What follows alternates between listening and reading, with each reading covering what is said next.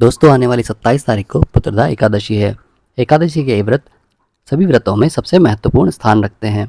ऐसी मान्यता है कि संतान की इच्छा रखने वालों को ये उपवास करने से अवश्य ही संतान प्राप्ति होती है। परंतु यदि आपकी संतान है तो उनके अच्छे स्वास्थ्य और खुशहाली के लिए भी आप ये व्रत कर सकते हैं। तो चलिए हम आपको एकादशी कथा और विधि को संक्षिप्त में बताने का प्रयास करते हैं। पुत्रदा एकादशी व्रत की शुरुआत दशमी से ही हो जाती है। इस दिन शाम के बाद भोजन ग्रहण न करें और रात में विष्णु भगवान का ध्यान करते हुए सोएं। व्रत के दिन सुबह सूर्योदय के समय स्नान आदि से निवृत्त होकर स्वच्छ वस्त्र धारण करें और भगवान विष्णु का ध्यान कर व्रत का संकल्प लें। अब घर के पूजा स्थल में विष्णु भगवान के चित्र के सामने दिया जलाकर व्रत का संकल्प लें और कलश स्थापित करें।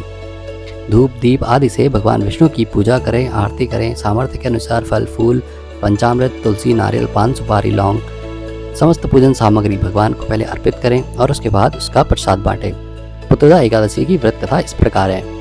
एक बार महाराज युधिष्ठिर भगवान कृष्ण से पूछते हैं कि हे भगवान, आपके द्वारा सफला एकादशी का महत्व बताया गया है। अब आप यह बतलाइए कि पौष शुक्ल एकादशी का क्या नाम है, उसकी विधि क्या है और उसमें कौन कौन से देवों का पूजन अर्चन किया जाता है।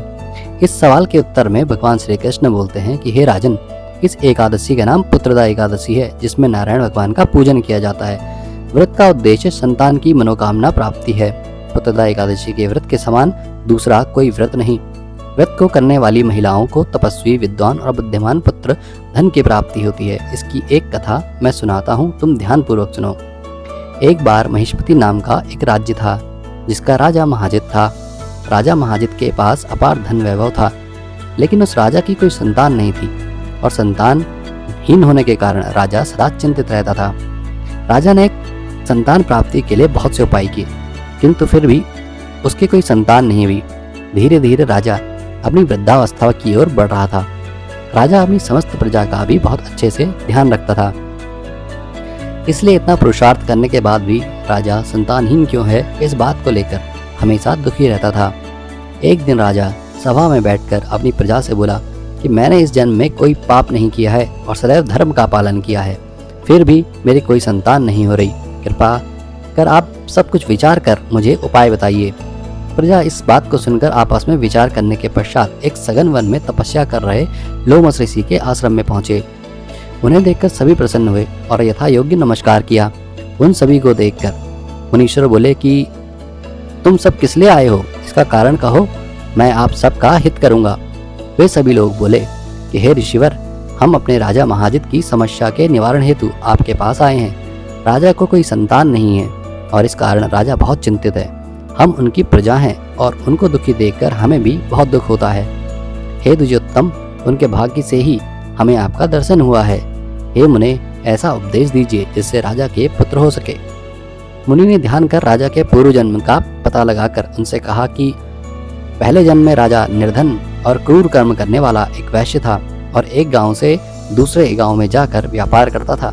एक दिन ज्येष्ठ मास के शुक्ल पक्ष के द्वादशी के दिन वह गांव की सीमा के पास प्यास से व्याकुल हो गया।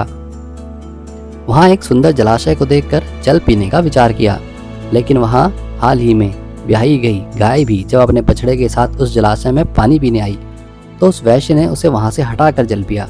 उसी के पाप से राजा इस जन्म में पुत्रहीन हुआ है। वे सभी बोले, मुनि, सुना जाता है कि पुण्य के प्रभाव से पाप दूर हो जाते हैं। कृपया पुण्य का उपदेश दीजिए जिससे पाप का नाश हो और आपकी कृपा से राजा को पुत्र हो। लोमस ऋषि बोले कि श्रावण शुक्ल पक्ष में पुत्रदा नाम की एकादशी आती है, जो बहुत प्रसिद्ध है। उसका व्रत विधि पूर्वक करो, रात्रि में जागरण करो और उसका पुण्य राजा को दे दो। ऐसा करने से राजा को निश्चय ही संतान होगी। सभी लोमस ऋषि को प्रणाम कर अपने घर चले गए। श्रावण आने पर सब लोगों ने राजा सहित श्रद्धापूर्वक व्रत किया। द्वादशी के दिन अपने व्रत का पुण्य राजा को दे दिया। उस पुण्यदान से 9 माह बाद रानी ने गर्भ धारण किया और प्रसव का समय आने पर एक सुंदर पुत्र उत्पन्न हुआ। भगवान श्री कृष्ण बोले कि हे नृपश्रेष्ठ, इस प्रकार यह पुत्रदा नाम की एकादशी प्रसिद्ध है। इस लोक और परलोक का सुख चाहने वालों को इसका व्रत अवश्य करना चाहिए।